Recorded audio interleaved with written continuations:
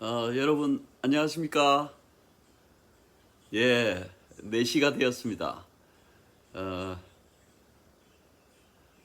김포 시립도서관, 고촌도서관에서 마련한 매주 수요일 오후 4시부터 6시까지 2시간 동안 이 페이스북 라이브 방송으로 4회에 걸쳐서 하고 있는 이 청소년을 위한 직업 멘토링, 지난주에 1강을 했죠. 그리고 오늘 2강입니다. 여러분들 정말 감사합니다. 지난주에 그렇게 1강을 할 때 많은 분들이 페이스북에서 보시고 또 공유를 해주셔서 감사합니다. 제가 드린 말씀이 조금이나마 도움이 되셨으면 하는 마음에 감사를 드립니다. 지금도 여러분들 그 스마트폰이나 노트북으로 혹은 컴퓨터로 지금 시청하고 계신 분들은 여러분들이 지금 페이스북으로 들어가셔서 그 저의 지금 이 방송을 공유를 해주시길 바랍니다.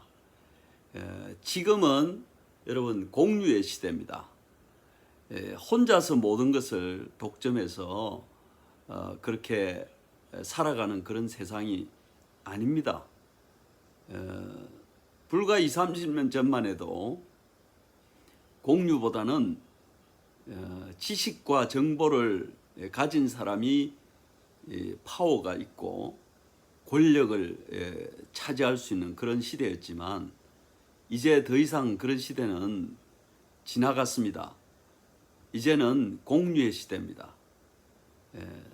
갖고 있는 지식과 정보, 경험, 노하우 이런 것들을 이렇게 공유함으로써 많은 분들이 그 공유를 통해서 얻게 되는 이런 시대를 우리가 살고 있거든요. 페이스북을 비롯한 그 우리가 소위 SNS라고 얘기하는 이 모든 것들이 기본이 뭐냐면 공유입니다. 공유. 공유를 잘하는 분들은 휴먼 네트워크도 활발합니다. 근데 공유를 못 하시는 분들은 인적 네트워크가 이렇게 풍부하지 못해서 자기 혼자 뭔가를 하려고 해도 뭔가 이룰 수 없는 그런 시대를 우리가 살고 있습니다. 다시 말씀드리지만 지금 페이스북을 여시고 여러분들이 제가 지금 하고 있는 방송을 공유를 해 주십시오. 여러분들의 타임라인에만 공유하시면 됩니다. 여러분이 직접 이 직업 멘토링에 대해서 관심이 혹시 없다고 하더라도 여러분과 연결되어 있는 페이스북의 친구들 중에는 이런 직업 멘토링에 대한 이야기들을 듣기 원하는 분들이 있을 수가 있고 또 그분들의 자녀들이 직접 이런 방송을 들음으로써 앞으로의 세상을 살아가는데 참 도움이 많이 되리라고 그렇게 생각을 합니다. 그래서 공유를 먼저 여러분들이 해주시면 감사하겠습니다. 자, 그러면 화면을 보면서 말씀을 좀 드리도록 하겠습니다.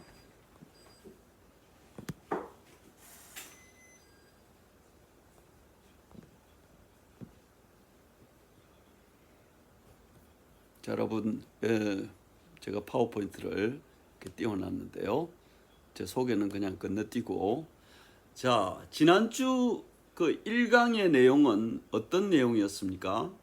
지난주 청소년 직업 멘토링, 사실 청소년 직업 멘토링이라고 하지만 지난주에도 말씀드렸지만 이것은 청소년들에게만 해당되는 내용이 아닙니다.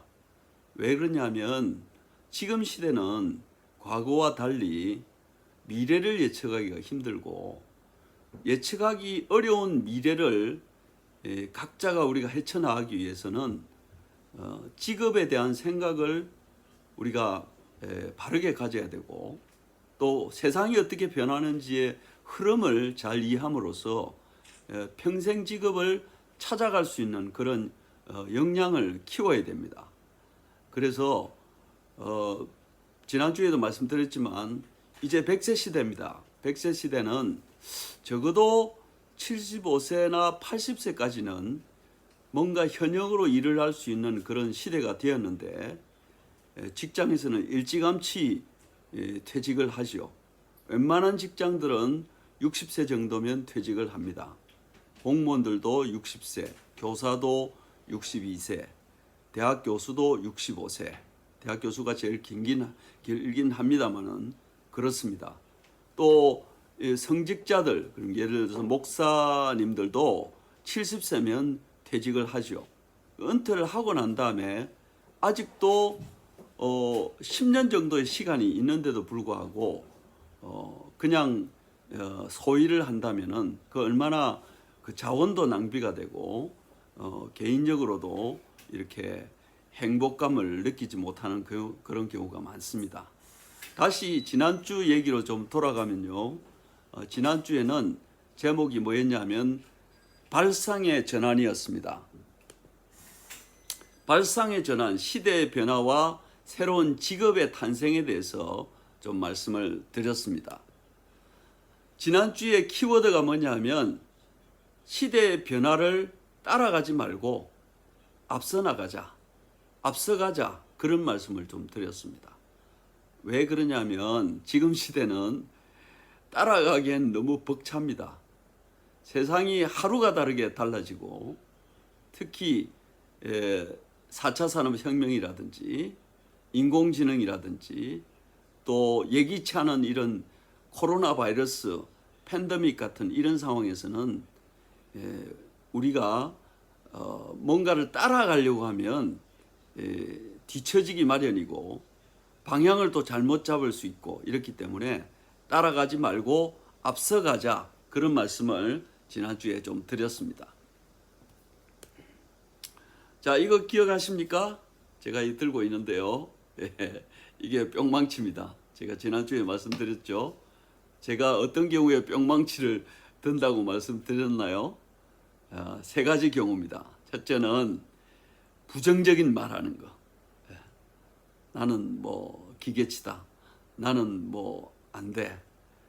나는 뭘 못해. 이렇게 부정적인 말을 하는 경우에 부정적인 말을 자꾸 하게 되면 우리의 뇌는 그 부정적인 말에 익숙해져서 긍정적인 마인드로 바뀌는데 굉장히 어려움을 많이 겪습니다. 뿅망치의 또 두 번째는 남하고 비교하는 겁니다. 이건 우리가 너무나 자주 범하는 실수인데요. 항상 보면 말끝마다 남과 비교하는 사람이 저의 주변에도 굉장히 많습니다. 자신도 모르는 사이에 남과 비교를 하고 있습니다. 그 이유는 어릴 때부터 우리는 비교 속에서 성장했기 때문입니다. 학교에서나 직장에서나 사회에 나왔으나 어디를 가든지 우리는 항상 남과 비교하고 그리고 그 비교 우위에 서려고 노력을 하다 보니까 피곤하긴 하고 성취하기가 어려운 그런 경우를 우리가 많이 만나게 됩니다. 그래서 좌절하게 되고 낙담하게 되고 이렇게 되는 것입니다. 뿅망치를 드는 세 번째 이유는요. 일반화하는 겁니다. 무슨 떠돌아다니는 뉴스라든지 또 떠돌아다니는 얘기라든지 친구들 사이에서 무슨 얘기가 나올 때도 보면 항상 무슨 지구촌에 어떤 일어나는 일들 또 이 코로나 바이러스 같은 팬데믹에 대한 이런 일들 그리고 코로나 바이러스 이후에 포스트 코로나 시대에 어떤 일이 벌어질 것이라든 이런 얘기는 잘 합니다. 그런데 그것이 과연 자기 자신과 어떤 관련이 있는지 그리고 그 자기 자신과 관련이 있을 때 그것을 어떻게 해결해 나갈 것인지에 대한 그런 생각들은 비교적 잘 하지 못하고 있는 것 같습니다. 그래서 자꾸 일반화해서 얘기하는 이것도 언어의 습관인데요. 그런 분들을 제가 많이 봤기 때문에 그래서 제가 세 가지 말씀드렸습니다. 부정적인 말 하지 말자, 비교하는 말 하지 말자, 모든 사항을 일반화시키지 말자, 이런 말씀을 제가 좀 드렸죠.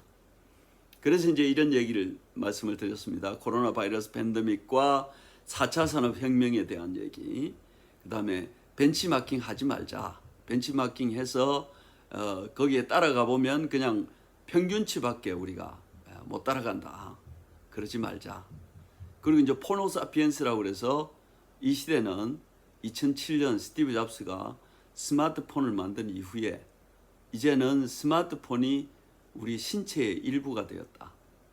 성균관대 최재공 교수가 쓴 책 이름이 포노사피엔스라는 책이죠.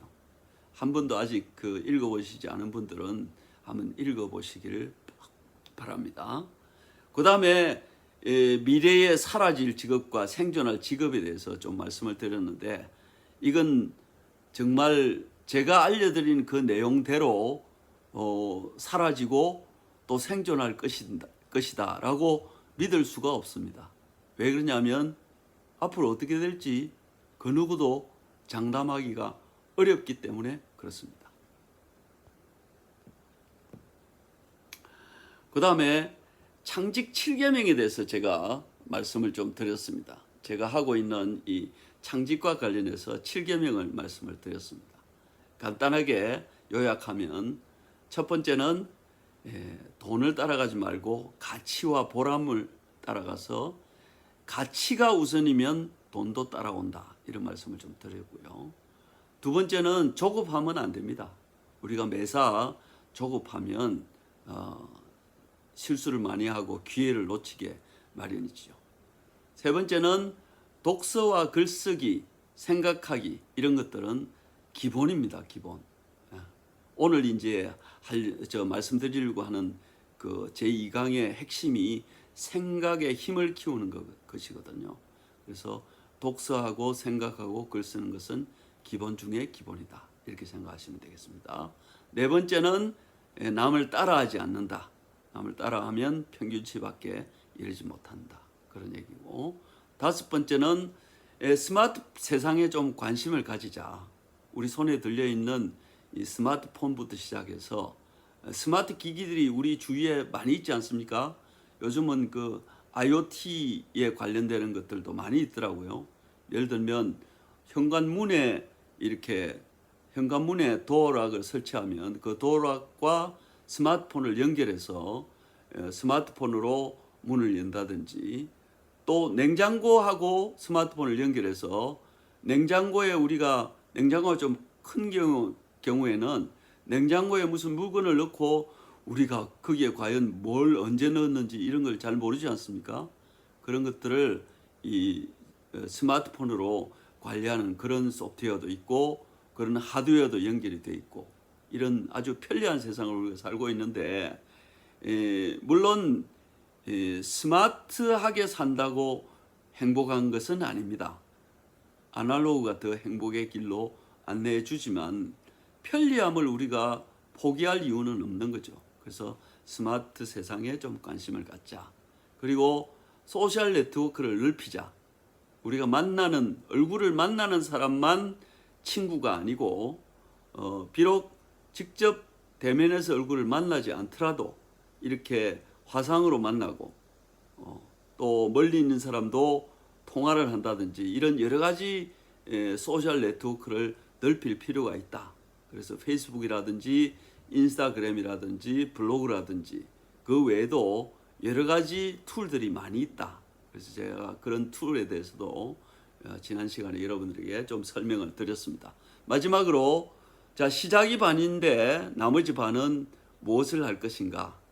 내가 시작한 일에 대해서 의심을 버려야 되겠다. 그 말씀을 지난주에 창직 7계명으로 말씀을 드렸습니다. 지난주 말씀드린 내용에 결론적으로는 다르게 생각하자. 스티브 잡스가 얘기했던 내용이죠. Think different 혹은 think differently, 이렇게 얘기를 하는데, 똑같은 사안에 대해서도 생각을 조금 다르게 하면 거기에 분명히 길이 보이기 시작합니다. 생각만 달리해도 다른 길이 보이기 시작합니다. 스티브 잡스는 머리가 뛰어나서 그런 게 아니라 생각을 다르게 했기 때문에 참 인류에게 이런 스마트폰이라는 엄청난 기기를 안겨주고 파괴했죠. 우리도 작은 것부터 시작해서 생각의 폭을 한번 달리 해보면 그곳에서 대단한 일들이 저는 벌어질 수 있다고 확신합니다. 자, 그래서 지난주에 이렇게 발상의 전환, 시대가 어떻게 변하고 새로운 직업이 어떻게 탄생할 것인지에 대해서 말씀을 좀 드렸고요. 자, 그러면 이제부터 오늘 본격적으로 제2강에 들어가도록 하겠습니다. 제2강은요, 생각은 과연 무엇이며 어떻게 생각을 키울 것인가? 생각은 뭐냐? 생각은 어떻게 키울 거냐? 여러분, 생각이 안 보이죠? 바이러스가 보입니까, 눈에?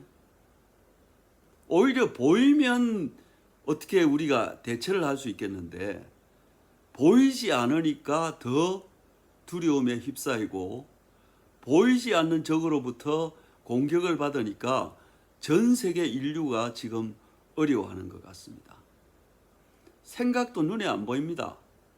그렇지만 눈에 보이지 않는 이 생각을 어떻게 찾아내고 어떻게 나의 것으로 만들고 어떻게 생각의 힘을 키울 것인지에 대해서 연구를 하고 노력을 하면 분명히 새로운 세계가 우리 앞에 펼쳐질 수 있다.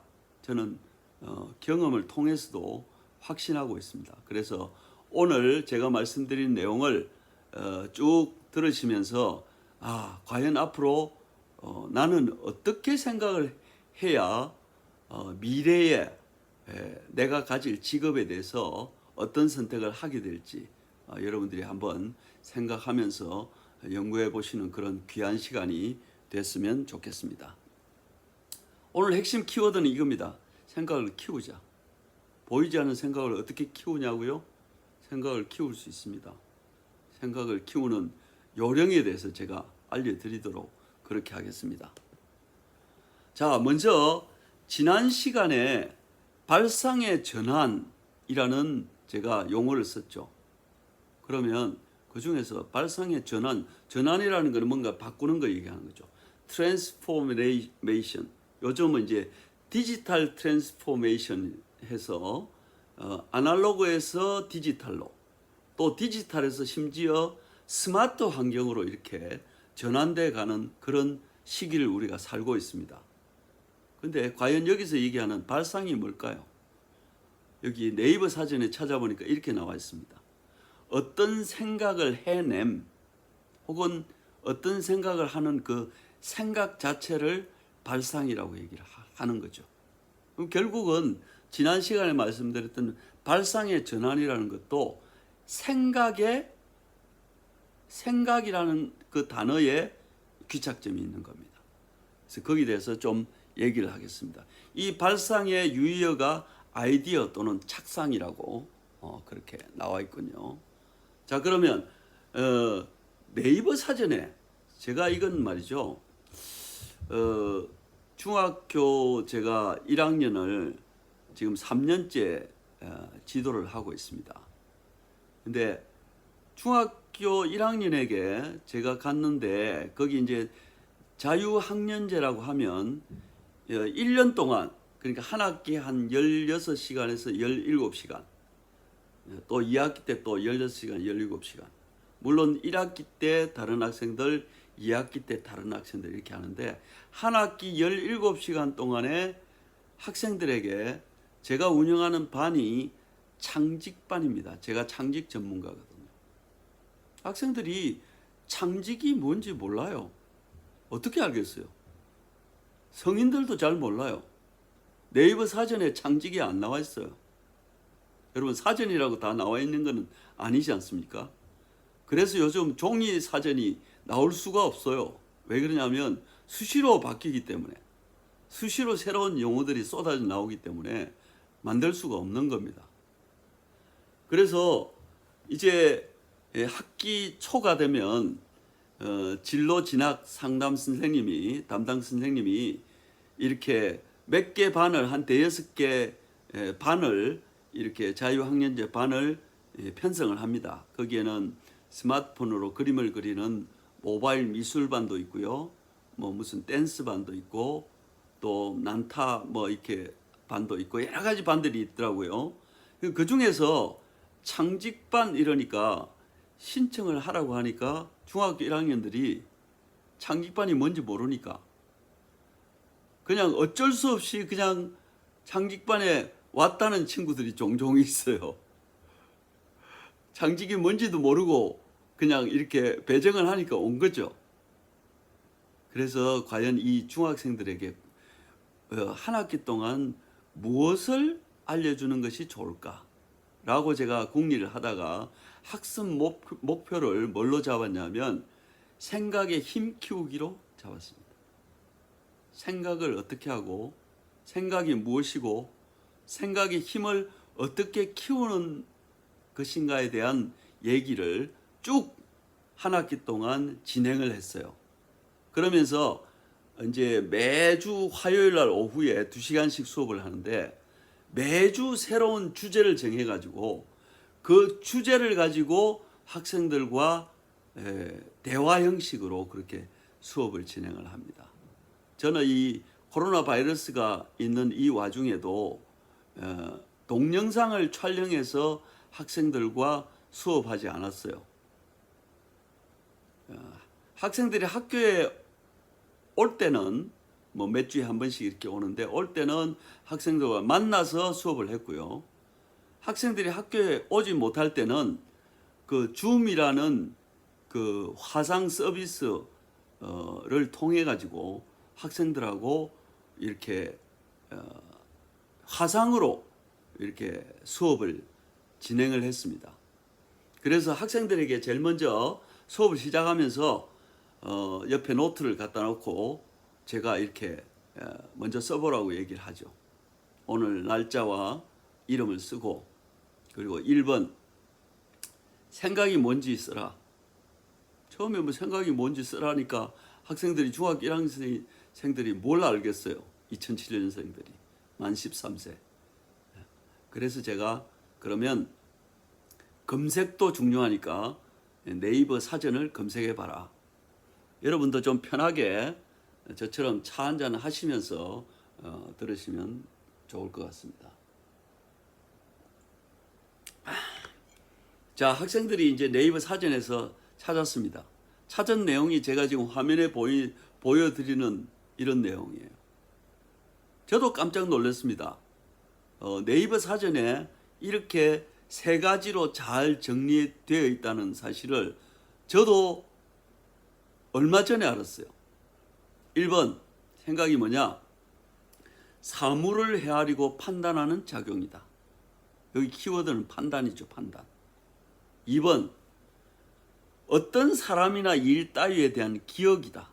그 키워드가 뭡니까? 기억입니다. 기억. 3번 어떤 일을 하고 싶어 하거나 관심을 가짐 또는 그런 일. 이거 한마디로 얘기하면 어떤 단어가 될까요?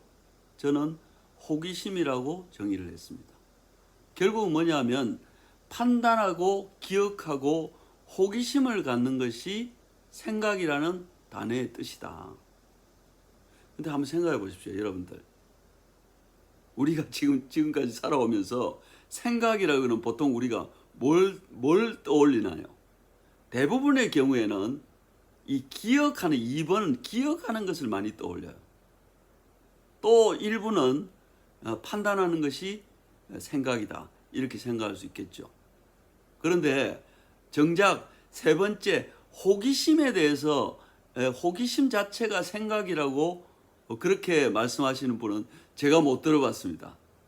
저도 그런 생각을 사실은 못하고 있었거든요.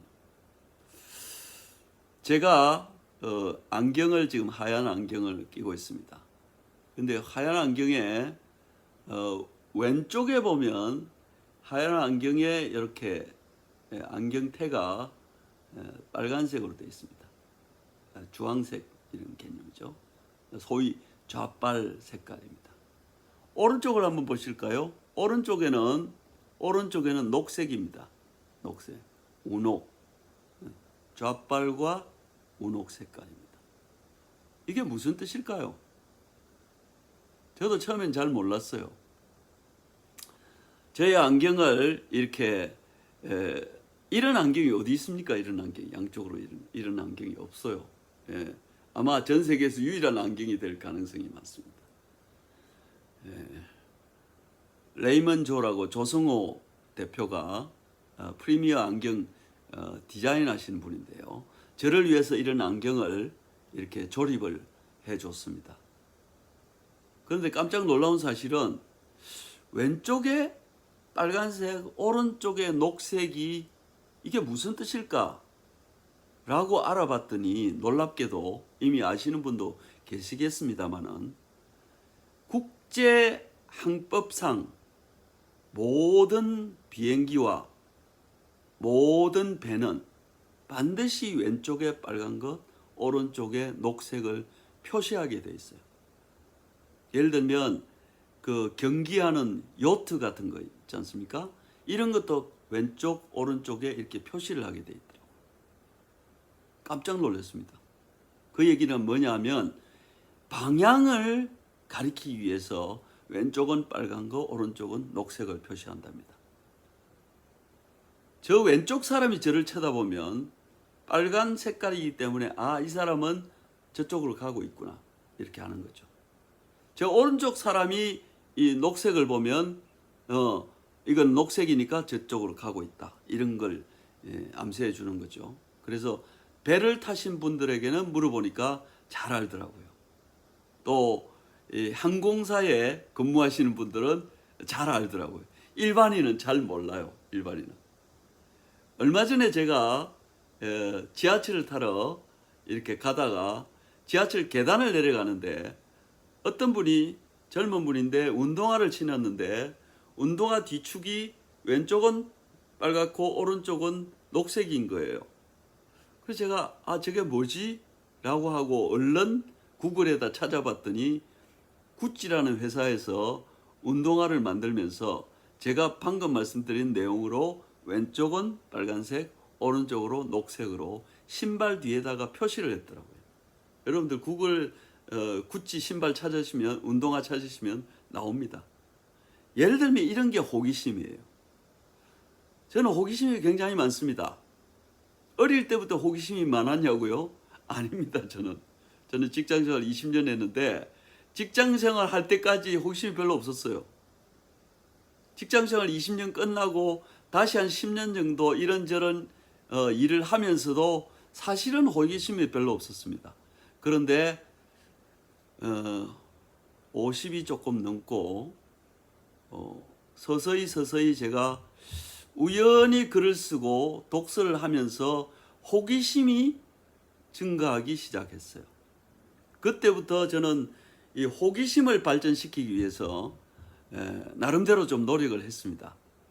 도서관에도 가고 극장에도 가고 또 도보 여행을 위해서 스페인 산티아고를 갔다가 그건 좀 몸이 안 좋아서 다시 돌아왔지만 또 제주 올레도 가고 이렇게 호기심을 많이 키우는 연습을 많이 했더니 저를 지금 이렇게 제 주변에 있는 분들이 저를 굉장히 젊어 보인다, 젊게 사는 것 같다 이런 얘기를 많이 하십니다. 결국은 호기심이 중요하다 이 말씀을 드리는 겁니다. 그래서 생각이란 것은 판단하고 기억하고 호기심을 갖는 일이다. 우리 중학생들은요 이거 매주 만나면 1번에 생각이란 갈로 열고 판단하고 기억하고 호기심을 갖는 일이라고 노트에 먼저 작성을 합니다. 그 다음에 두 번째는 호기심을 어떻게 키울 거냐 거기에 대해서 학생들 나름대로 쓰라고 합니다. 어떤 친구들은 독서를 많이 해야 됩니다. 어떤 친구들은 경험을 많이 쌓아야 됩니다. 어떤 친구들은 호기심을 많이 가져야 됩니다. 어떤 친구들은 공부를 많이 해야 됩니다. 지식과 정보를 많이 얻어야 됩니다. 하여튼 다양한 얘기들이 나오는데 그건 제가 사전에 정의하지 않았기 때문에 본인들의 생각을 거기다 적어라. 그래서 매주 1번 생각이란 판단하고 기억하고 호기심을 갖는 것. 2번 자기 나름대로 생각을 키우기 위해서는 뭘 해야 되는지 거기에 작성하도록 그렇게 제가 유도하고 있습니다. 생각의 크기가 내 세상의 크기입니다. 지난해 제가 이제 그 창직반 중학교 1학년 수업을 하면서 첫 번째 이런 질문을 했어요. 자, A4 용지를 다 꺼내봐라. 다 꺼냈습니다. 그리고 제가 생각이란 판단하고 기억하고 호기심을 갖는 거다. 자, 이제부터 연필을 꺼내서 A4 용지에다가 자기 생각의 크기를 한번 그려봐라. 동그라미를 한번 그려봐라. 이렇게 제가 주문을 했어요. 그랬더니 어떤 친구는 이게 선생님이 얘기하는 게 그냥 장난처럼 들리니까 점만 하나 꼭 찍은 친구도 있고, 그 다음에 동그랗게 조그만하게 원을 그린 친구도 있고, A4 용지가 가득 차게 이렇게 그림을 이렇게 동그랗게 그린 친구도 있었습니다. 대부분은 동그라미가 좀 작았어요. 그래서 좋다. 지금 우리 학생들이 그린 그 동그라미의 크기가 본인의 생각의 크기라고 생각을 하자. 그렇게 얘기를 했습니다. 재밌지 않습니까? 그러고 난 다음에 제가 이제 17번에 걸쳐서 학생들과 수업을 계속 하면서 이제 생각의 힘을 키우기 위한 노력을 했죠. 이제 학기 말이 거의 다 돼가지고 제가 다시 A4 용지를 꺼내라고 했습니다. 그리고는 지난 학기 시작할 때 생각의 크기를 동그라미를 그려봤는데 지금 다시 한번 그려보자 이렇게 얘기를 했더니 모든 학생이 동일하게 A4 용지에 그득하게 들어가도록 동그라미를 크게 그렸습니다. 제가 깜짝 놀랐습니다. 너 생각이, 학생들 생각이 그렇게 많이 커졌냐? 많이 커진 것 같다라고 얘기를 하더라고요. 그래서 제가 참 학생들과 수업을 하면서 제가 참 큰 보람을 느낍니다.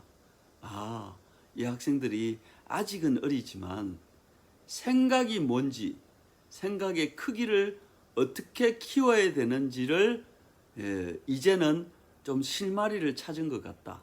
물론 아직은 어리니까 좀 완벽하지는 않겠지만 그래도 중요한 거는 방향 아닙니까? 방향을 찾은 것 같아서 제가 굉장히 내심 기뻤습니다. 처음에 이제 수업을 시작할 때 동그라미를 그리고 난 다음에 얼마 있지 않아서 어떤 일이 있었냐면 그 일본과의 조금 이런 그 우리가 불협화음이 있으면서 불매운동 같은 게 벌어진 적이 있었어요. 그래서 제가 그 주에 수업할 때 주제를 일본이라고 주제를 지었어요. 일본. 그러면서 제가 토론을 시켰습니다. 자, 일본에 대해서 뭘 생각하느냐? 그랬더니 어떤 학생은 불매운동을 해야 된다.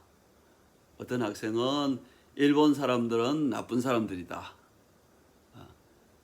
일본으로는 여행도 가면 안 된다. 뭐 이런 여러 가지 얘기를 하더라고요. 그래서 좋다. 여러분들이 생각하면 그걸 그대로 노트에 한번 적어봐라. 그리고 다시 제가 물었습니다. 자, 지금 말했던 그 내용이, 여기 적었던 내용이 순수하게 본인의 생각이냐, 아니면 그냥 어른들이 그렇게 얘기하니까, 뉴스에 그렇게 나오니까, 그런 말이 떠돌아다니니까 그렇게 쓴 거냐, 그걸 한번 생각을 해보자. 다른 사람이 그냥 얘기하는 것을 자기 생각인 것처럼 옮기고, 다른 사람이 얘기한 거를 자기 생각인 것처럼 글을 쓰고, 이렇게 하면 생각의 힘이 키워지지가 않는다. 생각의 힘을 키우려면 다른 사람이 얘기한 내용, 뉴스에 나오는 내용, 부모님들이나 어른들이 하는 내용을 듣고 그리고 생각을 해봐야 된다. 이게 과연 맞는 얘기냐? 또 다른 생각은 있을 수가 없느냐? 이런 생각을 해봐야 되는 거 아니냐? 과거에 우리가 임진왜란 때 일본 때문에 우리가 어려움을 겪었고 또 일본이 36년 동안 우리를 지배하면서 많은 어려움을 겪었는데 무조건 미워할 것이 아니라 어떻게 해서 우리가 임진왜란 때 어려움을 겪었는지, 어떻게 해서 36년이나 우리가 지배를 받았어야 되는지, 그때 도대체 무슨 일이 있었는지 이런 것들을 좀 생각을 해보고 연구를 해보고 그럼 앞으로 어떻게 해야 되는지에 대해서 좀 생각을 해본 다음에 얘기를 하면 그거는 생각의 힘이 키워지는 것이다. 남의 말을 그대로 옮기면 그거는 생각의 힘이 커질 수가 없다. 이런 설명을 했어요. 그랬더니 그 학생들이 표정이 아주 묘하더라고요. 그러더니 그 이후에는 조금씩 제가 눈에 보이게도 학생들의 생각이 조금씩 자라는 것 같은 느낌을 제가 받았습니다. 예를 들면 이런 겁니다. 어른들도 마찬가지예요. 어른들 만나서 얘기를 하다 보면 그냥 떠돌아다니는 얘기를 자기의 이야기인 것처럼 그냥 얘기를 하는 사람들이 있어요. 근데 막상 그러면 그게 본인의 생각인지를 자세히 들여다보면 본인의 생각이 아닌 것 같아요. 그냥 주워 들은 거예요. 어디서 본 거예요. 그런 얘기들을 자기의 생각이처럼 그렇게 옮기면 생각의 힘이 커질 수가 없죠. 왜냐하면 이건 단순히 이곳에서 저곳으로 옮기는 이 사고의 그 이동 정도밖에는 안 되니까요. 그렇지 않습니까? 그래서 중요한 거는 뭐냐? 생각의 힘을 키우기 위해서는 중간에 한번 단계가 있어야 됩니다. 뭔가 글이든 말이든 화면이든 뭐든 우리 머릿속에 우리를 통해서 들어올 때 우리가 뭐가 되어야 되냐면 하나의 필터가 돼야 돼요. 여기서 우선 멈춤이 돼야 된다는 얘기입니다. 여러분들 눈에 보이지도 않는 생각이 그냥 허공을 떠돌아다녀요. 지능지수가 높고 기억력이 좋고 머리가 뛰어난 사람들의 특징이 뭐냐면 내가 지금 말을 하면서도 새로운 것들이 계속 생각나기 때문에 이 말을 붙들어 놓을 수가 없어요. 날아다니는 생각을 어딘가에 말뚝에 붙들어 매지 않으면 아무 일도 안 일어납니다. 그리고 그냥 쓱 지나가 버려요. 그건 좋은 방법이 아니죠. 흘러가는 그런 과정에 있는 말과 글과 동영상과 방송 이런 여러 가지들을 우리가 캡처해서 그 다음에 우리 입이나 우리 손으로 글이나 그죠? 이렇게 나오기 전까지 우리가 뭘 해야 되냐? 이 필터를 통해 가지고 우리가 생각을 해야 된다는 얘기예요. 여기서 생각이라는 어떤 그 프로세스를 거치지 않고는 그냥 옮기는 것에 불과합니다. 여기서 여기로 옮겨가 그냥 영어로 얘기하면 바이패스죠. 그냥 나를 그냥 지나가는 겁니다. 그냥 쑥 지나가는 거예요. 그러면 그거는 생각의 힘 키우는 것과는 전혀 상관이 없습니다. 그냥 일시적으로 지나간 것 뿐이에요. 마치 내가 모든 것을 다 알고 있는 것 같지만 다 아는 것도 아니고요. 그렇지 않습니까? 쓱 지나가는 거예요. 그럼 내가 붙잡을 게 없어요. 남들이 다 얘기했고 또 지나가고 난 다음에도 지나가 버렸으니까 이미 내가 뭐 붙잡을 게 아무것도 없는 거죠. 아무리 사소한 일이라도 그것을 생각하고 붙들어 맸을 때 결과물이 비로소 우리가 생각하는 그런 방법으로 결과물이 나오게 된다는 얘기예요. 그래서 이것이 바로 생각의 크기를 결정하는 겁니다. 이것이 바로 생각의 힘을 키우는 요령이에요. 여기 나와 있지만 내 생각의 크기가 내 세상의 크기다. 생각을 크게 하는 사람은 큰 세상을 사는 거고, 생각을 크게 하지 못하는 사람은 좁은 세상을 그냥 살다가 가는 겁니다. 어쩔 수가 없어요. 그 어느 누구도 이런 생각을 키우기 위한 교육을 어릴 때부터 철저하게 시키거나, 특히 성인이 되어서 이런 생각의 힘 키우기를 이야기하는 사람이 별로 없어요. 그냥 사는 대로 생각하게 되는 거죠. 생각하면서 사는 게 아니라 그냥 살면서 자연스럽게 편하니까 그냥 편한 대로 그냥 사는 겁니다. 그냥.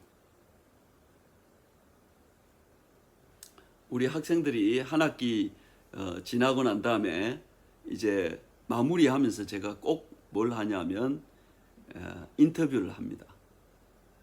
학기 초와 비교해서 생각의 힘은 얼마나 커졌냐.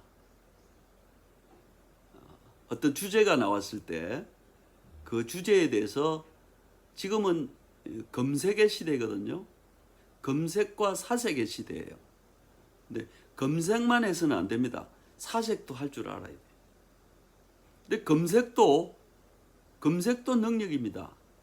잘 찾아내는 것이 능력이에요. 처음에 제가 중학교 1학년들에게, 올 중학교 1학년들은 참 고생이 많습니다. 입학식도 못하고 초등학교를 마쳤는데 학교 와서 입학식도 못해. 그런 학생들이 학교에 왔는데 제가 쉬운 말로 하려고 노력을 하지만 어떤 용어가 나오면 못 알아듣습니다.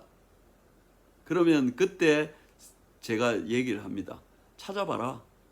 처음에는 어디에 뭘 찾아야 될지 모르는 거예요. 대표적으로 검색하는 사이트가 요즘은 세 가지입니다. 하나는 우리 가까운 이제 네이버에서 검색하죠. 근데 네이버 검색해도 제대로 안 나오는 경우가 많아요. 그럴 때는 구글에 검색하죠. 구글에는 네이버보다 훨씬 큰 위키피디아라는 아주 대단한 사전이 거기에 있죠. 그래서 네이버에서 미처 대답하지 못하는 많은 내용들이 위키피디아에서 설명이 잘 나와 있죠. 그 다음에 요즘 많은 사람들이 좋아하는 유튜브. 웬만한 설명은 요즘 유튜브에 그거 보면 우리 참 대한민국 사람들이 대단한 것 같아요. 유튜브에 사용 설명서 같은 것은 아주 잘 나와 있습니다. 여러분 아시는 대로 스마트폰이 나오고 난 다음에는 매뉴얼이 없어요. 사용 설명서가 없어요. 그 전에 폴더폰, 슬라이드폰이 있을 때까지만 해도 사용 설명서가 있는데, 사용 설명서가 없어서 연세가 조금 드신 분들은 스마트폰을 갖다 놓고 어떻게 해야 될지 모릅니다. 근데 설명서가 있을 수가 없어요. 왜 그러냐면 껍데기는 삼성폰이든 뭐 LG폰이든 그 다음에 여기 제가 쓰고 있는 아이폰이든 간에 껍데기는 비슷한데 안에 들어가는 앱들은 사람마다 다 다르기 때문에 설명서가 있을 수가 없어요. 자기의 스타일대로 거기에 앱을 설치하고 사용을 하는 겁니다. 최근에 제 아내가 갤럭시 S20 울트라, 그걸 이제 좀 오래돼가지고, 지난번 폰이 오래돼가지고 바꿨어요. 근데 폰은 샀는데 내용을 알 수가 있나요? 저도 뭐 아이폰만 쭉 썼지 새로 나온 갤럭시 S20의 울트라가 어떻게 되는지 제가 어떻게 알아요? 그래서 제가 아내에게 얘기를 했습니다. 유튜브에다가 갤럭시 S20 울트라라고 쳐봐라. 그랬더니 거기에 그 기기에 대한 사용 설명서가 유튜브에 아주 자세하게 나와 있더라고요. 그런 것들을 활용하시면 됩니다. 누군가 친절하게 올려놓은 내용을 이렇게 보면서 하나하나 자기가 해보면 됩니다. 아, 카메라는 이렇게 사용하고, 그 다음에 뭐 앱 설치하고는 이렇게 하고, 바이러스 퇴치하기 위해서는 어떻게 하고, 이런 것들이 다 그 설명에 나와 있거든요. 이런 것들입니다.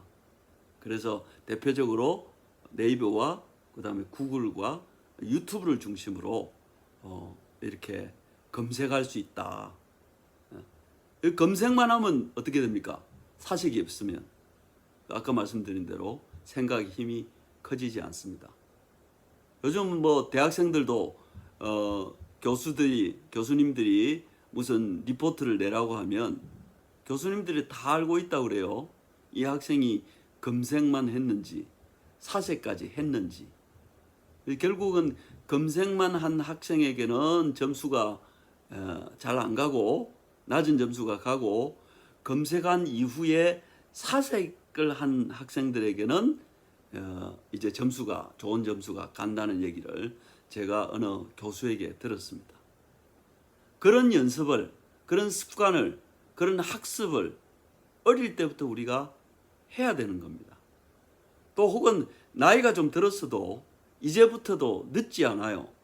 얼마든지 여러분들이 그런 학습을 하고 준비를 하시면 얼마든지 그렇게 할 수 있다. 그런 말씀을 좀 드리고 싶습니다. 45분이 조금 넘었네요. 자, 그러면 일단 요 정도 하고 조금 브레이크 시간을 가진 다음에 5시 정각에 2부를 진행하도록 하겠습니다. 조금 쉬었다가 이렇게 진행할 수 있도록 그렇게 하겠습니다. 여러분들도 차 한잔 하시고 또 화장실도 갔다 오시고 휴식하신 다음에 그렇게 들으시면 좋겠습니다. 지금 스마트폰이나 노트북에서 완전히 아웃시키지는 마시고요. 제가 음악을 틀어놓을 테니까 재즈 음악 들으면서 편안하게 좀 휴식하시고 5시 정각에 다시 뵙도록 하겠습니다. 조금 이따 뵙겠습니다. 감사합니다. 자, 여러분 좀 쉬셨나요? 예, 저도 물 한잔 하고 화장실도 갔다 오고 좀 쉬었습니다. 제가 말씀드린 내용이 조금 도움이 되셨나요? 혹시 전체적으로 못 들으신 분들은 제가 나중에 또 동영상으로 편집을 해서 유튜브에 올릴 테니까 여러분들 주변에 있는 분들에게 많이 좀 전달해서 유익한 그런 동영상이 될 수 있도록 그렇게 해주시면 좋을 것 같습니다. 자, 그럼 아까 말씀드린 이제 생각의 힘을 키우는 그 내용을 이어서 해볼까 합니다. 자, 생각의 힘을 어떻게 키울 것인가. 이제 2부에서는 집중적으로 좀 얘기를 해보겠습니다. 자, 이게 이제 영화의 한 장면인데요. 여기 이제 루시라는 여자가 이렇게 나오는데, 이 핵심 내용이 뭐냐면 우리 인간의 뇌는 과연 우리가 인간이 우리가 뇌의 용량에 비해서 우리가 몇 퍼센트 정도를 사용할까? 그래서 그 뇌과학자들이 연구를 많이 했다고 합니다. 그런데 평균이 10%를 넘지 못한다고 그래요. 뭐 5%, 뭐 6% 이렇게 되는 경우도 있고, 어떤 분은 물론 뭐 10%를 넘어서 한 15% 이렇게 된다고 하는데, 뭐 20%를 넘는다든지 이렇게는 안 된다고 뇌과학자들이 얘기를 합니다. 그 얘기는 무슨 뜻일까요? 우리의 인간의 뇌는 생각보다 능력이 있지만 우리는 그 능력을 충분히 잘 발휘하지 못하고 있다. 이렇게 보시면 틀림없을 것 같습니다. 생각하지 않는 사람들이라는 책이 있더라고요. 제가 한번 읽어봤는데 이 시대는 생각하지 않는 사람들이 점점 늘어나는 시대에 우리가 살고 있습니다. 그건 뭐 단연 여기 밑에 보이시는 노트북이라든지 스마트폰의 영향을 좀 많이 우리가 받고 있는 거죠. 우리의 뇌는 똑똑하지도 멍청하지도 않습니다. 다만 어떤 요구사항이 생길 때 거기에 따라서 반응을 할 뿐이죠. 근데 뇌의 특징은 편안하게 지내기를 원합니다. 외부에서 돌발적으로 뇌에게 뭔가 자꾸 자극을 준다든지 이런 것들을 굉장히 싫어해요.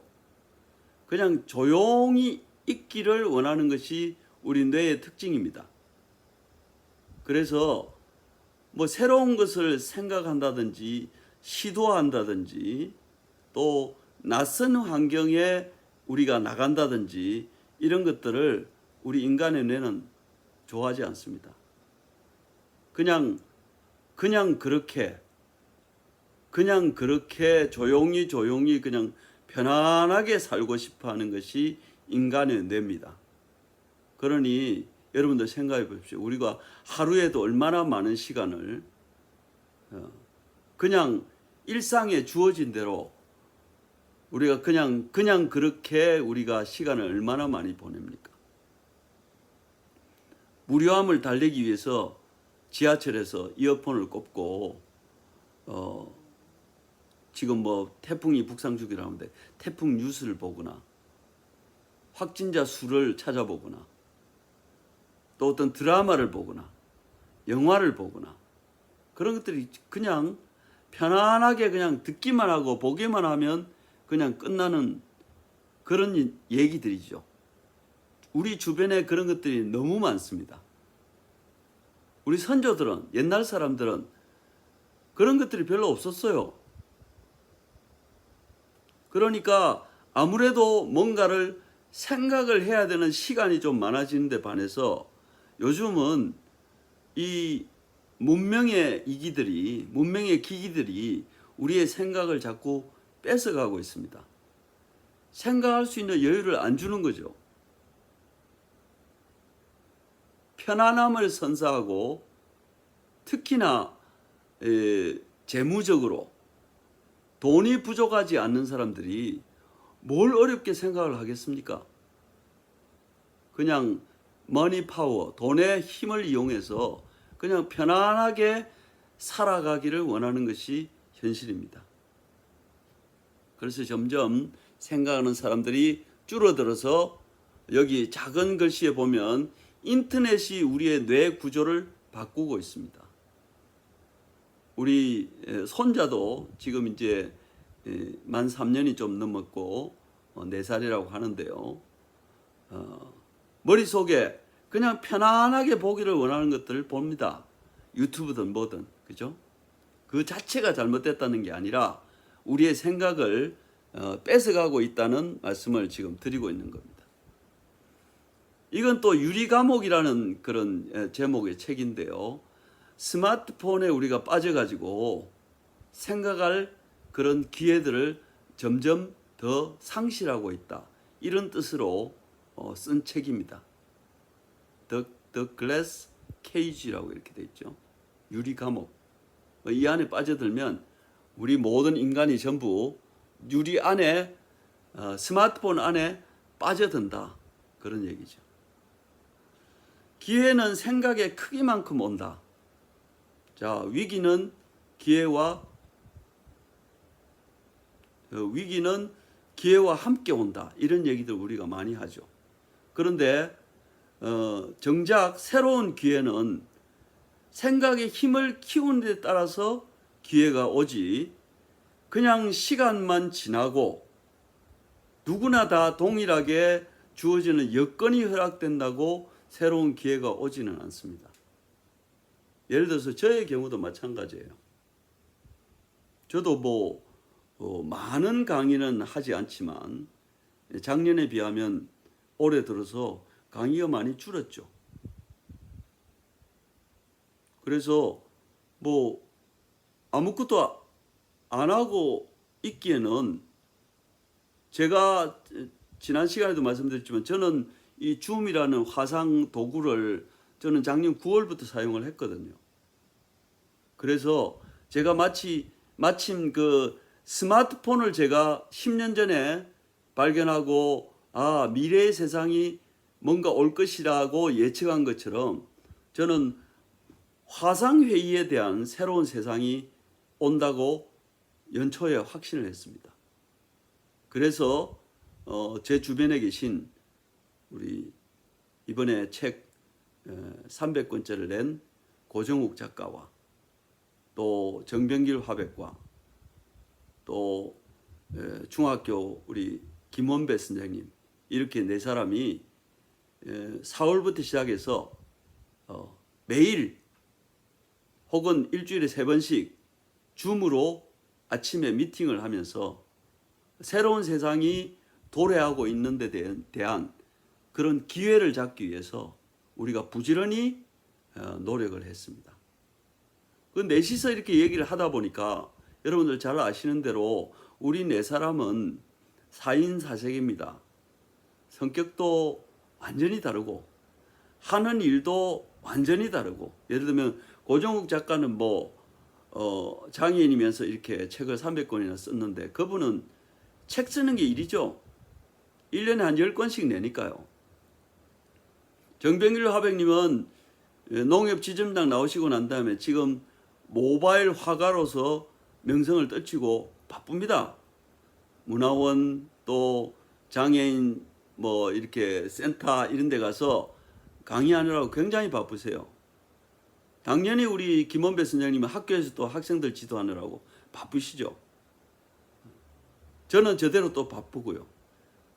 이렇게 네 사람이 다 각각 바쁘지만 한 가지 공통점이 있어요. 호기심이 많고, 그리고 새로운 시대에 대한 호기심을 가지고 뭔가 우리가 준비를 해야 된다라는 공통점이 생겼기 때문에, 그래서 이럴 게 아니고 우리가 알고 있는 지인들에게 연락을 해서 전국에 우리가 강사들을 모아서 화상회의를 한번 해보자. 그래서 화상회의를 2번이나 하게 됐고, 그 이후에 이제 토요일 날 잡아서 10시에서 오후 5시까지 줌 원데이 캠프를 3번이나 했지 않습니까? 그러다 보니까 책도 쓰고, 그래서 책이 일주일 전에 책이 나왔죠. 줌에 대한 책인데 요즘 아주 불티나게 팔리고 있습니다. 왜 그러냐면 좀 잠잠할 것으로 예상됐던 코로나19가 잠잠해지지 않고 이렇게 더 확진자가 늘어나니까 전국에 있는 모든 강사들, 교사들 이런 분들이 좀 상당히 놀란 것 같아요. 그리고 이대로 있어서는 안 되겠다. 우리도 뭔가를 해야 되겠다. 이런 이제 절박함이 있어서 그렇게 책을 보고 연구를 많이 하는 것 같습니다. 그래서 제 주변에도 제가 아는 페이스북 친구들 여러분들이 지금 이런 줌 강연을 하고 있는 것을 제가 페이스북을 통해서 보고 있습니다. 기회는요, 결코 가만히 있는 자에게 오지 않습니다. 기회는 그 기회를 포착해서 생각하고 기회를 만들어가는 사람에게 주어지는 특권입니다. 내가 가만히 있어서는 절대로 기회가 오질 않죠. 우리가 2달 만에 책을 썼는데요. 서로 경쟁적으로 자기가 쓸 그 챕터를 준비를 해서 출판사에 넘기고, 출판사는 또 최선을 다해서 멋진 책을 내게 된 것입니다. 지금 이렇게 하는 거 보니까 조만간에 또 2쇄를 준비해야 된다. 그래서 준비 중에 있는데요. 어쨌든 책은 그렇다고 하더라도 제가 드리고 싶은 말씀은 기회는 결코 그냥 막연히 기다리는 자에게 오는 것이 아니다. 생각하고 생각의 힘을 키우고 그 생각의 힘을 어떻게 현실화할 것인지에 대한 생각이 있는 분들에게 기회는 오게 마련이다. 이렇게 하다 보니까 이제 여기저기 소문이 나기 시작했습니다. 그래서 강연 요청도 많아져 가고요. 또 9월 달에 있을 그 축제에 줌으로 좀 라이브 방송을 해달라 이런 요청이 와서 지금 계약 단계에 있습니다. 거기 와도 얘기를 할 때 저희들이 이렇게 얘기를 했죠. 많은 사람들이 보기 위해서는 줌뿐만 아니라 페이스북과 인스타그램으로 라이브 방송을 하겠다. 근데 기존에 방송하시던 분, 그런 분들은 이런 새로운 물결에 대해서 잘 모르시는 것 같아요. 그래서 우리가 선두에 서서 제가 지금 하는 것처럼 이런 장비나 소프트웨어를 활용을 해서 이렇게 페이스북, 그 다음에 줌, 그 다음에 인스타그램 이런 툴들을 이용해 가지고 라이브 방송을 하기로 그렇게 말씀을 드렸더니 그쪽에서도 우리의 제안을 받아들이고 지금 조만간에 이제 계약을 하고 준비를 하게 될 것입니다. 이런 이제 포트폴리오가 점점 쌓이면 또 많은 분들이 저희들의 도움을 얻기 위해서 요청이 오겠죠. 그래서 처음에 저희들이 생각에는 단순히 전국에 있는 그 강사들 이런 분들이 강의를 못 가니까 얼마나 힘들겠느냐. 그분들을 어떻게 하면 좀 도와드릴까. 제가 창직 7계명에도 말씀드렸죠. 돈보다는 우선 가치를 중심으로 가치와 보람을 찾기 위해서 그분들을 좀 도와드려야 되겠다라는 생각으로 우리가 우연하게 시작한 일이 지금은 많은 분들에게 직접적으로 도움을 드리고 있습니다. 도움이 크게 되시리라 생각이 듭니다. 호모사피엔스는 한 번 더 말씀드리죠. 자, 인간이 이런 식으로 지금 점점 이렇게 진화해가는 그런 느낌이죠. 제일 오른쪽에서 두 번째는 얼마 전까지의 정보화 시대의 모습입니다. 근데 지금은 어떻습니까? 길에 가든 지하철을 타든 어디를 가든 스마트폰으로 모든 것들이 다 이루어지죠. 여러분들 보시는 대로 길거리 가다 보면 제가 이렇게 저 아파트에서 지나가다 보면 어떨 때는 좀 위험해요. 앞도 쳐다보지 않고 그냥 이렇게 오기 때문에. 그래서 저도 뭐 자주 봅니다만 걸어가면서까지는 보지 않습니다. 그래서 제가 멀찍이 이렇게 피해서 혹시 방해가 될까 해서 이렇게 피해서 가는데요. 이게 우리의 현실입니다. 이 횡단보도를 지나면서 지금 이렇게 보고 있는 현실이고, 지하철 보십시오. 지하철에 책 보는 사람은 거의 없고 모두가 다 스마트폰을 꺼내서 무언가 보고 있죠. 무언가 사람마다 다 다르겠죠.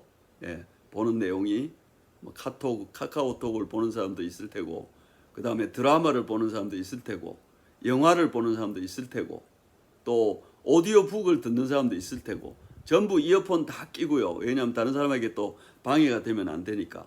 이런 풍경이, 이런 모습이 우리 시대입니다, 이게. 그래서 어떻게 보면 이런 군중 속에서 자신의 생각의 힘을 키우면 당연히 경쟁력이 생길 수밖에 없습니다.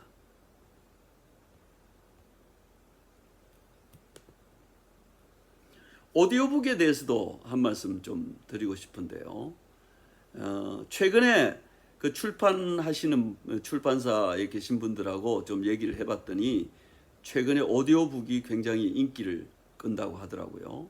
네이버에서 하고 있는 그 윌라 같은 경우는 저도 그 월 9,900원 내고 오디오북을 듣습니다만은 거기에 슬로건이 이런 거예요. 듣다 쉽다.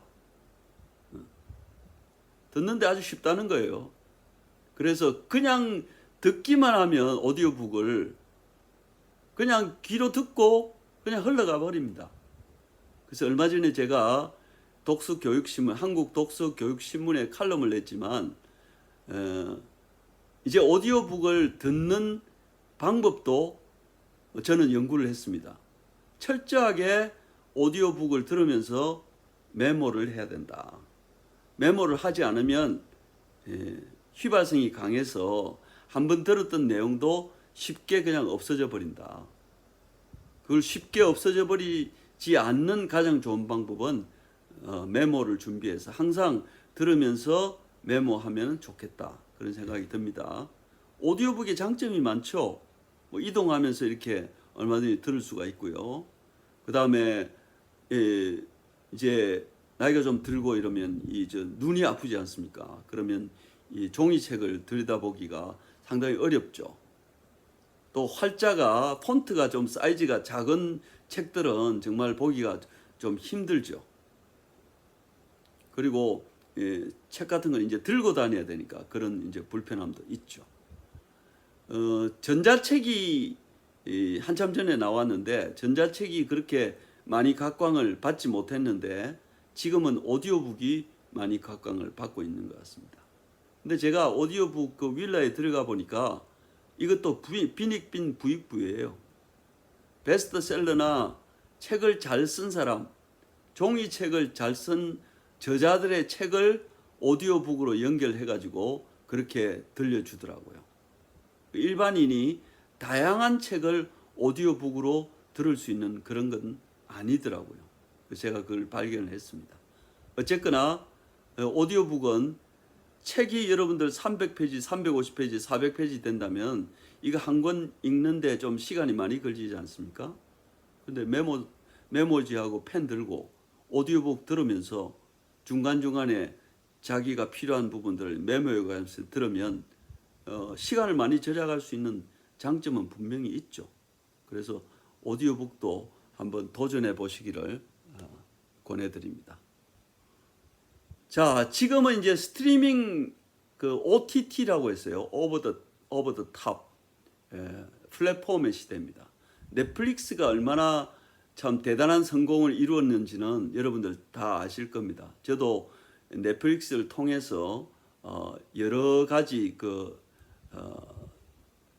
드라마 미드 시리즈를 제가 이렇게 보고 있거든요. 프리즌 브레이크라든지 그 다음에 그 하우스 오브 카드, 최근에는 지금 나르코스, 그 콜롬비아의 그 마약하고 관련해서 그런 건데 굉장히 흥미롭고 재미있는 겁니다. 그러면 이런 이제 플랫폼을 이런 기업들이 만드는 것처럼 제가 얼마 전에 또 칼럼을 썼는데요. 스스로가 플랫폼이 되라. 나 스스로가 나 자신이 플랫폼이 되자. 이런 칼럼을 제가 쓴 적이 있어요. 그 얘기는 뭐냐면 적어도 나하고 연결되는 모든 사람들에게는 뭔가 도움을 줄 수가 있다. 이렇게 되면 다른 사람들이 저를 볼 때 저 사람은 인간 플랫폼이다. 이렇게 생각할 수 있겠죠. 여러분 아시는 대로 플랫폼이 뭡니까? 열차를 타기 위해서 우리가 승강장에 열차가 있는 승강장에 가는 것을 우리가 플랫폼이라고 얘기하죠. 거기에 열차가 뭐 내려가는 열차, 올라가는 열차 이렇게 다 나오지 않습니까? 이걸 플랫폼이라고 하는데 얼마든지 인간도 휴먼 네트워크를 통해서 소셜 네트워크나 휴먼 네트워크를 통해서 플랫폼이 될 수 있다. 플랫폼이 되자. 그러기 위해서는 뭘 해야 되냐? 생각의 힘을 키우자. 생각의 힘을 키우면 얼마든지 플랫폼 역할을 할 수 있다. 이런 말씀을 제가 이제 넷플릭스를 보면서 그런 생각을 좀 많이 하게 됐습니다. 다시 그 스티브 잡스가 또 등장했죠. 긍정적인 뇌, 긍정적인 생각을 연습하라. 스티브 잡스가 얘기한 내용인데요. 스티브 잡스가 얘기 안 하더라도 우리가 다 알고 있는 내용이지 않습니까? 그런데 여기서 중요한 것은 뭐냐면 연습하랍니다. 연습을 해야 됩니다. 자, 학습이라는 단어가 있는데요. 한자말로 학은 배울 학이고 습은 익힐 습입니다. 그런데 아까 제가 생각하지 않는 사람, 생각이 없어지는 사회를 살고 있다고 그랬죠. 대한민국 사람들은 무지하게 많이 배웁니다. 제가 아는 분들도 여기저기 가서 열심히 배우는 분들이 꽤 많아요. 많이 배웁니다. 그런데 습을 하지 않습니다. 습이 뭡니까? 익히는 겁니다. 배운 것을 익히려면 어떻게 해야 될까요? 중간에 뭔가 있어야 됩니다. 그게 뭐냐면 생각입니다. 생각을 해야 익힐 수 있는데 생각을 하지 않고 그냥 배우기만 하니까 배울 때는 알겠는데 시간이 좀 지나면 기억이 안 나는 겁니다. 제가 요즘 이제 웹엑스하고 줌 강의를 많이 하고 있는데요. 배운 분들이 또 와요. 다음에 또 와요. 다음에 또 와요. 어떻게 좀 발전이 있습니까? 선생님께 말씀을 들을 때는 알 것 같은데 또 혼자 가면은 잘 모르겠다고 그렇게 얘기를 하시더라고요. 제가 비결을 알려드렸어요. 비결이 뭐냐? 제가 하는 방법이에요. 부지런히 적어도 3사람 이상에게 알려줘라. 3사람 이상에게 알려주면 내 것이 된다. 어려운 말로 교학상장이라는 말이 있지 않습니까? 가르치고 배우면 서로 성장한다고요. 그거보다는 give and take가 아닙니다. 주고 또 주고 알려주고 하다가 저처럼 되는 겁니다. 저는 무조건 제가 몰랐던 내용을 알게 되면 남에게 알려줬어요. 가까운 지인들에게 처음에는 제가 차를 사고 음식을 사면서 제가 알려줬어요. 이런 게 있는데 한번 해봐라. 그렇게 하다 보니까 이제는 많은 사람들이 저를 알게 됐어요. 이게 비결입니다. 적어도 3사람한테만 내가 오늘 새로 알았던 내용을 3사람한테만 알려주면 나의 것이 된다. 근데 이렇게 많이 강조를 해도 남에게 알려주는 사람은 극히 적어요. 극히 적어요. 제가 그런 얘기를 하죠. 줌이나 웹엑스 강의하면서 미국에 있는 친구나 또 국내에 어디 멀리 떨어져 있는 지방에 있는 사람이나 또 서울이나 수도권에 있더라도 가족들이나 좀 싫어하지만 처음에는 알려줘라. 알려주면 결국 그 사람에게도 도움이 되지만 나에게 더 도움이 된다. 나에게. 왜냐하면 내가 익히니까. 그러면서 실제로 이렇게 남에게 알려주다 보면 내가 잘 모르고 어정쩡하게 알았던 내용이 확실해집니다. 그리고 자꾸 이제 의문점이 생겨요. 왜 이건 이렇게 될까? 왜 이건 저렇게 될까? 그 다음에 상대방이 질문이 나오면 그 질문에 대답을 해야 되지 않습니까? 그럼 또 유튜브든 구글이든 뭐 어디든 또 찾아보는 겁니다. 그리고 저보다도 또 잘 아는 사람이 있으면 그분에게 전화를 하든지 카톡을 넣든지 해서 물어보는 겁니다. 이런 게 있는데 이건 어떻게 되냐고. 저희의 페이스북 스승이 최규문 교수님이라는 분이 계신데 그분은 참 무던하신 분이에요. 지금 제가 만난 지가 10년이 좀 넘었는데 제가 참 그분을 많이 괴롭혔습니다. 페이스북에 관련되는 책도 서너 권 내셨고요. 대한민국에서 페이스북에 관한 최고 전문가입니다. 제가 페이스북에 막히기만 하면 그분에게 물어봤어요. 시도 때도 가리지 않고 페이스북 메신저로 교수님 이건 어떻게 됩니까? 저건 어떻게 됩니까? 이렇게 물어봤어요. 그래서 제가 많이 배웠습니다. 다른 사람에게 알려줄 수 있을 정도로 많이 배웠습니다. 근데 저하고 그때 같이 최 교수님께 교육을 받았던 사람들 중에는 페이스북을 잘 못 쓰시는 분들이 있더라고요. 한 10년 지나서 보니까 왜 잘 못 쓸까라고 봤더니 그때 배우고 그 이후에는 안 하는 겁니다. 궁금증도 안 가지고 새로운 어떤 변화에 대한 어떤 호기심도 없고 그냥 흘러가는 겁니다. 그러니 발전이 없죠. 연습을 하는 것이 그만큼 중요하다. 그래서 학보다도 저는 습이 더 중요하다. 그래서 제발 저는 강연 가면 제발 그만 배우시고 한 가지 배워도 좀 연습을 많이 하시라. 그래야 그것이 나의 것이 된다.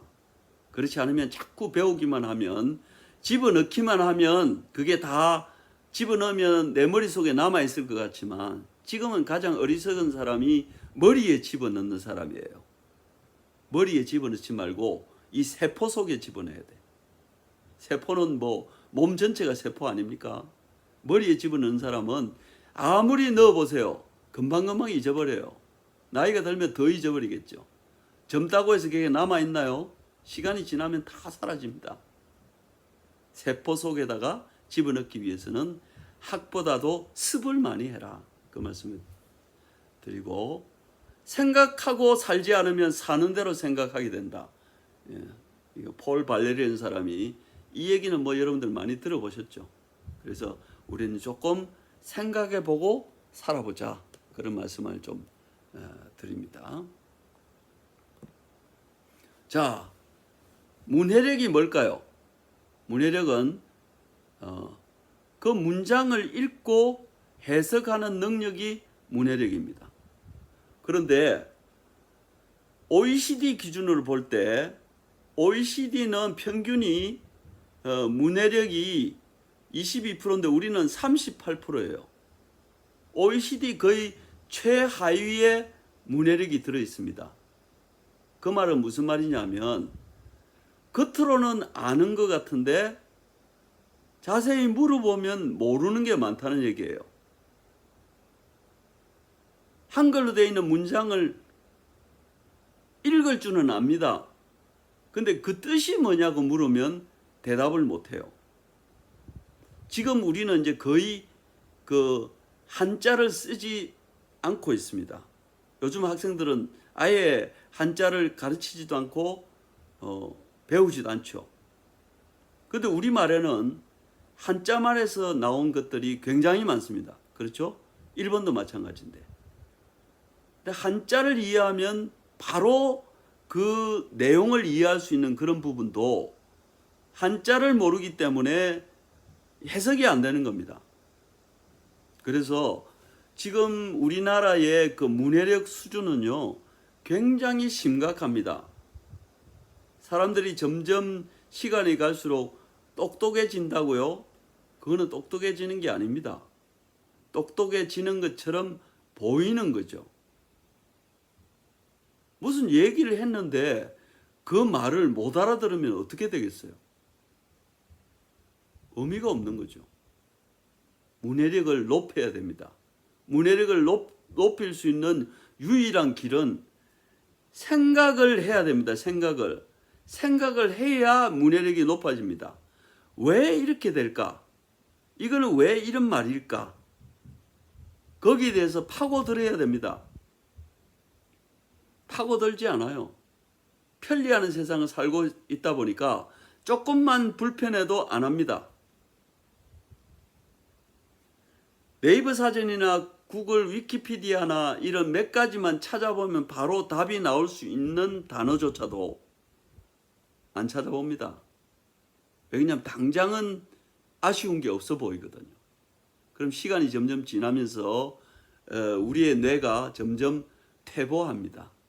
발전하는 게 아니라 퇴보해요. 그리고 편안함에 사로잡혀서 쉬운 쪽으로 흘러갑니다. 여러분 아시는 대로 물은 낮은 곳으로 흐르듯이 우리 인간도 편한 쪽으로 흘러가게 돼 있습니다. 흔히 제가 자주 쓰는 말이 그런 말이죠. 앉으면 눕고 싶고 누우면 허리 아프니까 돌아 눕고 싶은 것이 인간입니다. 그렇지 않습니까? 어떻게 하든 편한 쪽으로만 가려고 생각을 하면 발전이 없는 겁니다. 특히 우리 두뇌가 발전이 없는 겁니다. 우리가 이제 그 두뇌에 대해서 착각을 하고 있는 부분이 있어요. 저도 어릴 때 그런 교육을 받았습니다. 10대 후반쯤 가면 이제 뇌세포가 다 형성이 돼가지고 그 이후에는 뇌세포가 죽는 일만 남았다. 더 이상 발전이 없다. 점점 뇌세포가 이렇게 죽어서 없어진다. 그런 얘기를 들었는데요. 그 거짓말입니다. 거짓말. 물론 우리 뇌세포에는 기억하는 능력, 또 혹은 암기하는 능력 이런 부분들은 젊은 사람보다 못할 수 있어요. 그러나 중년의 뇌를 연구하는 뇌과학자들의 말을 인용하면 적어도 남자는 75세에서 80세, 여자는 현대인을 기준으로 80세에서 85세까지는 우리의 뇌가 더 발전을 거듭한다고 합니다. 발달을 한다고 합니다. 그게 중요한 거예요. 그럼 어떻게 해서 그렇게 발전이 될까요?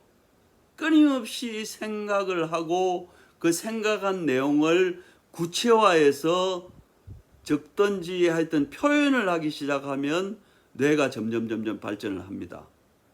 그런데 그렇지 않고 그냥 외우고 우리 저기 학교 시스템이 그런 거 아닙니까? 열심히 달달달 외워가지고 시험 치고 잊어버리고 시험 치고 잊어버리고 이렇게 해서는 뇌가 발달할 수가 없어요. 1920년생 연세대 김영석 명예교수, 우리 나이로는 101세 아닙니까? 그분도 지금도 강연합니다. 그죠? 예. 어떻게 나이가 들어도 그렇게 할 수 있을까요? 그분은 뇌가 발달하는, 뇌가 발전하는 그런 프로세스를 직접 경험하신 거예요. 여러분들 돈이 적다고 불평하지 마십시오. 뇌가 잘 발전하면요, 돈하고는 바뀔 수 없는 새로운 세상을 경험할 수가 있는 겁니다. 자, 이 장면은 많이 보셨을 거예요. 유태인들의 하브루타 교육 방식입니다. 여기가 도서관이에요. 우리는 도서관 가면은 어떻게 합니까? 조용히 해. 쉿! 떠들지 마. 그렇게 얘기를 하죠. 그래서 못 떠들게 합니다. 그죠? 왜냐하면 다른 사람에게 방해가 될까 봐. 그럼 다른 사람들은 뭐 합니까? 책을 읽거나 시험 공부를 하거나 그런 분들이 많습니다. 그죠? 그러면 앉아서 하루 종일 몇 시간씩 이렇게 시험 공부를 하고 책을 읽고 많은 것이 남을까요? 그렇지 않습니다. 이 사람들은 어떤 주제를 가지고 둘이 앉아서 하루 종일 토론을 하는 겁니다. 옆에서 쳐다보면 우리나라 경상도 사람들이, 저도 경상도 사람이지만 서로 싸우는 정도의 고성을 질러가면서 서로 토론을 합니다. 내 말이 맞다, 네 말이 틀리다, 이런 얘기들을 가지고 토론을 합니다. 왜 그럴까요?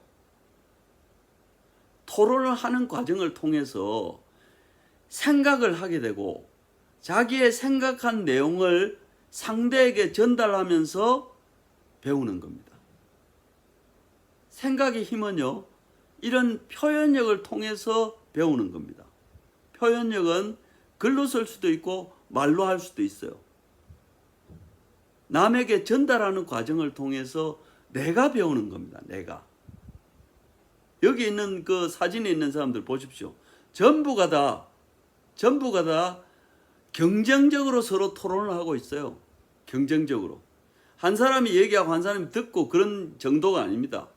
듣고 말하고 듣고 말하고 말하고 듣고 말하고 수도 없이 반복합니다. 그래서 이스라엘의 도서관들 가면 이건 완전히 흔히 얘기하는 그 장바닥입니다. 장바닥. 와글 여기서 와글 저기서 와글. 교수를 만나도 그렇게 와글. 그죠? 토론의 달인이 되는 겁니다. 저렇게 어릴 때부터, 유아 때부터 그렇게 토론의 달인이 된 사람들이 대학을 졸업하고 직장을 다니고 사회인이 되면은 어떻게 될까요? 전 세계적으로 이름을 떨칠 수밖에 없는 겁니다.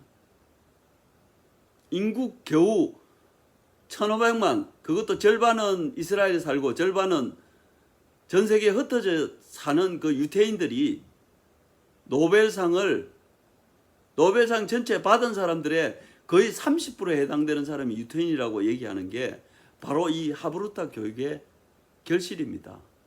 근데 우리는 어떻습니까? 토론하라 그러면 토론이 안 되죠. 성질부터 내죠, 성질부터. 예. 토론식 수업을 해야 됩니다. 그래서 저는 철저하게 중학생들과 또 혹은 서울시에서 하고 있는 50플러스에서도 저는 대화식으로 수업을 합니다. 제가 일방적으로 강의를 하지 않아요. 저는 강의를 할 수 있는 역량이 별로 없어요. 저는 퍼실리테이터예요. 그게 뭐냐면 그 대화를 이끌어가는 사람이에요.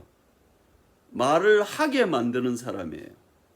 이야기를 끄집어내는 사람이에요. 중학생들 1학년이 입 다물고 있는데 말을 하도록 유도하는 사람이에요.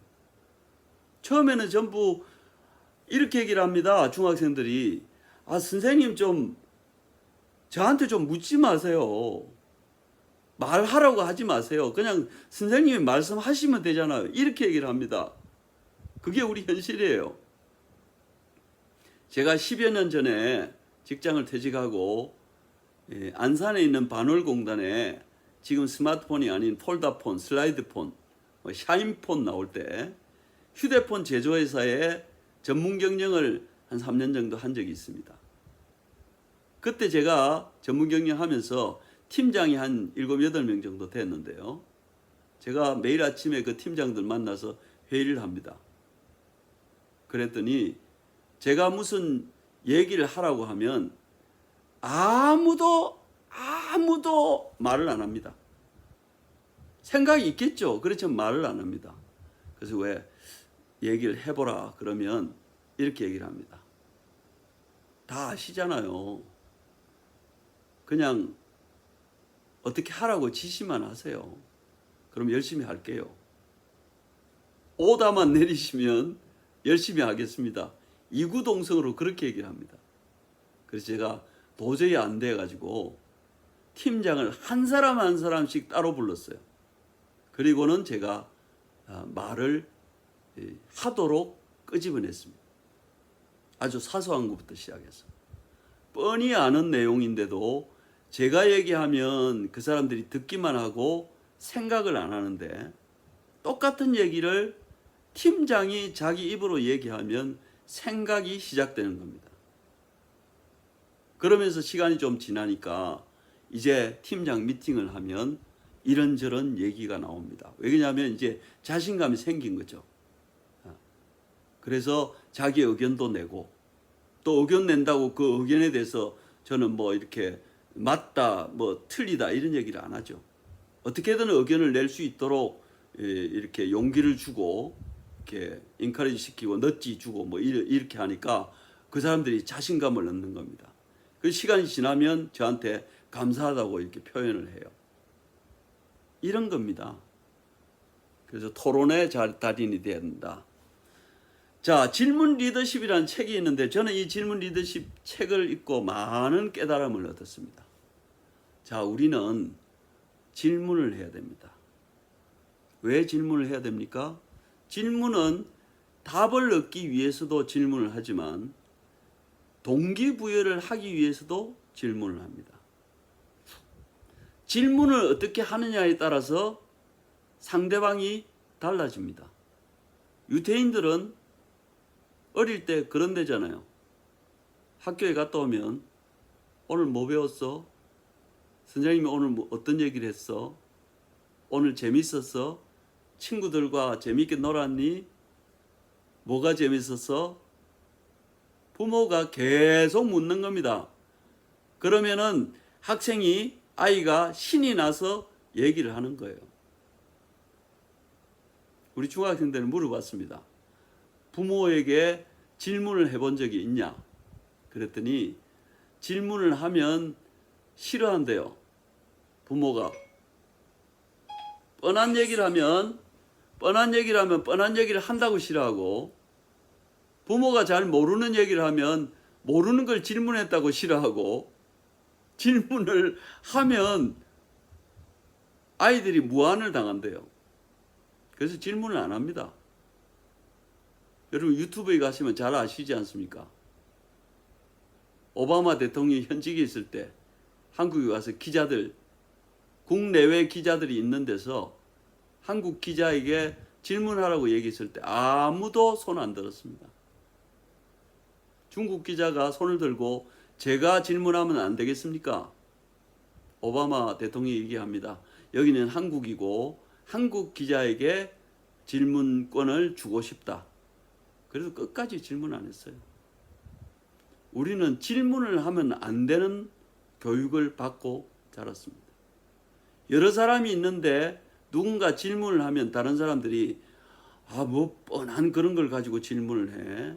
시간이 아까워. 그건 개인적으로 물어보지. 이런 얘기를 합니다. 질문을 통해서 더 배울 수 있는, 더 익힐 수 있는 기회를 스스로 박탈하는 겁니다. 참 한심한 노릇이죠. 자, 여러분들 질문에 대해서 달인이 돼야 됩니다. 생각의 힘을 키우기 위해서는 읽고 써야 됩니다. 그런데 읽을 때는 그냥 읽으면 돼요. 생각 없이도 읽을 수 있습니다. 그런데 쓰려고 하니까 생각을 안 하면 쓸 수가 없어요. 그렇지 않습니까? 생각을 안 하고 무슨 수로 씁니까? 생각을 해야 쓸 수 있습니다. 저도 10여 년 전에 우연히 블로그에 글을 쓰기 시작했어요. 글을 쓰다 보니까 내가 이게 글을 써가지고 그냥 쓰기만 하고 버리기엔 너무 아깝고 뭐 내용이 어떻든 이걸 다른 사람에게 좀 전달을 해야 되겠다. 조금이라도 도움이 됐으면 좋겠다. 이런 생각으로 제가 11년 몇 개월 전에 주간 뉴스레터를 만들었습니다. 그래서 메가더스쿨 주간 뉴스레터에서 매주 발송을 했어요. 지금 이번 주에 593호가 나갔으니까 11년하고도 몇 개월이 됐습니다. 놀라운 사실은 제가 그렇게 보냈더니 받아보는 사람들이 요즘은 어딜 가나 저를 많이 알아봅니다. 너무 감사한 일이죠. 글을 쓰면서 계속 글을 써야 되는데 무슨 수로 내가 모든 걸 경험하고 글을 쓰겠어요? 안 되죠. 그래서 읽을 수밖에 없더라고요. 그래서 본격적으로 제가 독서를 시작했죠. 저에게 누군가 묻습니다. 왜 독서를 하느냐고. 저의 대답은 아주 간단합니다. 글을 쓰기 위해 독서한다. 제가 매주 지금 칼럼을 3편 정도 쓰고 있는데 제 머릿속에서 무슨 수로 글감이 계속 쏟아져 나와가지고 매주 그렇게 글을 쓸까요? 방법이 없죠. 읽어야 됩니다. 제가 지금까지 4권의 책을 썼습니다. 마법의 코칭이라는 책을 2015년에 내고 그 다음에 창직이 답이다 2018년도 그 다음에 작년에 창직하라 평생직업 냈습니다. 그 다음에 요번에 줌을 알려줌 이거는 공저로 이렇게 냈습니다. 앞에 3권은 제가 칼럼을 쓴 내용을 묶어서 책을 낸 거예요. 그러면 작년 4월까지 내가 썼으니까 작년 5월부터 지금까지 칼럼 쓴 걸 모으면 책 한 권 분량이 충분히 됩니다. 그래서 지금 가을에 낼까 내년 초에 낼까 생각 중입니다. 쓰니까 생각하지 않을 수 없고 생각을 하니까 써지더라는 얘기입니다. 쓰기 위해서는 읽어야 됩니다. 오디오북이 됐든 뭐가 됐든 읽어야 됩니다. 많이 듣고 보고 느껴야 됩니다. 이게 생각의 힘을 키운 원천이에요. 제가 생각해 봐도 제가 매일 혹은 매주 혹은 매년 진화하고 있는 것 같습니다. 조금씩 발전하고 있는 것 같습니다. 그래서 중고등학교 때 저를 아던 친구들은 저를 보면 좀 깜짝 놀랍니다. 옛날에 저의 모습이 아니고 옛날에 저의 여러 가지 그런 것들이 찾아보기가 좀 힘드니까요. 흰 안경 쓰고 모자까지 쓰고 수염까지 기르고 하니까 더 못 알아봅니다. 저는 제가 느낍니다. 매일 진화하고 있다고. 뭘 통해서? 생각의 힘을 키우기 때문에 지나고 있다고 느낍니다. 글을 어떻게 쓰냐고요? 그냥 써야 됩니다. 그냥. 예. 개미를 관찰해가지고 1, 2권 책을 2권이나 쓴 베르나르 베르베르라는 작가가 한국에 와서 강연을 하면서 질문을 받았습니다. 젊은 친구가 질문을 합니다. 선생님, 어떻게 하면 글을 잘 쓸 수 있습니까? 베르나르 베르베르의 대답은 심플합니다. 그냥 써. 그냥 써. 쓰면은 생각을 하게 되고 생각을 하면 글이 써집니다. 저도 따로 글쓰기 뭐 이렇게 어디 가서 공부한 적 없어요. 제 나름대로 썼어요. 그냥. 처음에 아마 제 글을 이렇게 보신 분들은 참 이게 글이라고 웃긴다라고 생각을 했겠죠. 저는 그걸 뛰어넘었습니다. 제가 들이대 나왔거든요. 들이대 우리 고정욱 작가가 들이대 이사장인데 그냥 들이댔어요. 말이 되든 안 되든 써보자. 요즘도 글을 어떻게 쓰냐, 책을 어떻게 쓰냐, 유튜브 방송을 어떻게 하냐 이렇게 저한테 물어보시는 분들이 많아요. 제가 여러분들 첫 책 내는데 도와드렸고 유튜브 방송 할 수 있도록 1인 크리에이터로 많은 분들을 제가 도와드렸거든요. 대동소이합니다. 전부가 얘기가 이겁니다. 뭘 준비해야 되나요? 그래서 제가 얘기를 합니다. 준비를 뭘 해요? 그냥 시작하세요. 글을 쓰기를 시작하고 유튜브 방송을 시작하다 보면 스스로 방향이 잡히고 내가 뭘 부족한지를 알면 그때는 생각의 힘을 키우기 위해서 책을 읽게 됩니다. 경험을 하게 됩니다. 그런 말씀을 제가 드려요. 박보영 교장 선생님. 이분은요, 포항과 광양에서 초등학교 교장을 지내신 분입니다. 지금은 이제 일흔이 조금 넘으셨는데, 이분은 대한민국 대립토론, 디베이팅이라고 그러죠. 대립토론의 선구자세요. 교직에 있으면서도 끊임없이 이게 토론만이 사람을 제대로 만든다. 그래가지고 이 대립토론에 대한 책을 제가 알기로는 8권인가 쓰셨어요. 지금도 계속 쓰고 계세요. 그리고 지금도 계속 강연하러 다니십니다. 퇴직하고 저한테 코칭을 요청을 해서 제가 같이 박보영 한국 토론학교 교장으로 지금 활약하시면서 지금도 여전히 열심히 글을 쓰고 강연을 하고 이렇게 계시면서 토론을 알리기 위해서 불철주야 쫓아다니고 계십니다. 저는 참 대단한 분이라고 생각하고 이분을 굉장히 존경합니다. 척박한 토론의 현장에서 그 토론을 정례화시켜서 학생들과 교사들을 깨우기 위해서 정말 노력을 많이 하신 분이에요. 참 존경하고 제가 좋아하는 분입니다. 여기 그렇게 나오죠? 너 몇 살이냐? 어른들 토론에 아이들만도 못하는 경우가 많다. 실제로 그렇지 않습니까? 우리 정치하시는 분들이나 이런 토론에 가보면요. 참 가관이죠. 근데 그분들 잘못이 이지만 아닐 수도 있습니다. 왜냐하면 어릴 때부터 그런 교육을 받고 학습을 안 했기 때문에 그런 거예요.